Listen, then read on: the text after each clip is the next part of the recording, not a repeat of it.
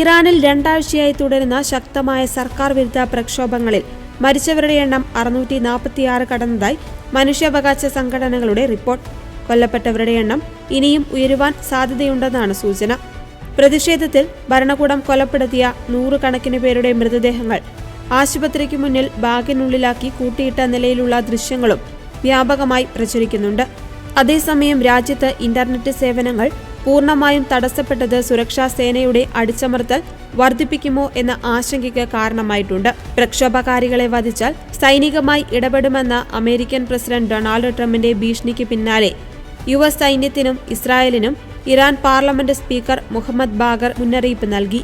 American രാഷ്ട്രീയക്കാർക്കുള്ള താക്കീതാണ് രാജ്യത്ത് നടന്ന സർക്കാർ അനുകൂല റാലികളെന്ന് ഇറാന്റെ പരമോന്നത നേതാവ് ആയത്തുള്ള അലി ഖമേനി പറഞ്ഞു.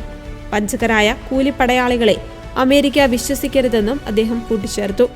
പ്രക്ഷോഭങ്ങളെ പിന്തുണയ്ക്കുന്നുവെന്ന് ആരോപിച്ച് ഫ്രാൻസ്, ജർമ്മനി, ഇറ്റലി, ബ്രിട്ടൻ എന്നീ രാജ്യങ്ങളിലെ നയതന്ത്ര പ്രതിനിധികളെ ഇറാൻ വിദേശകാര്യ മന്ത്രാലയം വിളിച്ചുവരുത്തി പ്രതിഷേധം അറിയിച്ചു. ഇറാനെതിരെ സൈനിക നീക്കം നടക്കുന്നതിന് മുൻപ് നയതന്ത്ര ചർച്ചകൾക്ക് വഴി തേടണമെന്ന് American vice president JD Vance ഉൾപ്പെടെയുള്ളവർ ട്രംപിനോട് ആവശ്യപ്പെട്ടതായി റിപ്പോർട്ടുകളുണ്ട്. ഇറാനിലെ പ്രതിപക്ഷവുമായി അമേരിക്കൻ ഭരണകൂടം സമ്പർക്കം പുലർത്തുന്നുണ്ടെന്നും ട്രംപ് വ്യക്തമാക്കി. അതേസമയം ഇറാനിൽ ഇന്റർനെറ്റ് നിരോധനം 60 മണിക്കൂർ പിന്നിട്ടു. ഇത് ഇറാനിലെ ജനങ്ങളുടെ സുരക്ഷയ്ക്ക് വലിയ ഭീഷണിയാണെന്ന് നെറ്റ് ബ്ലോക്സ് നിരീക്ഷകർ അറിയിച്ചു.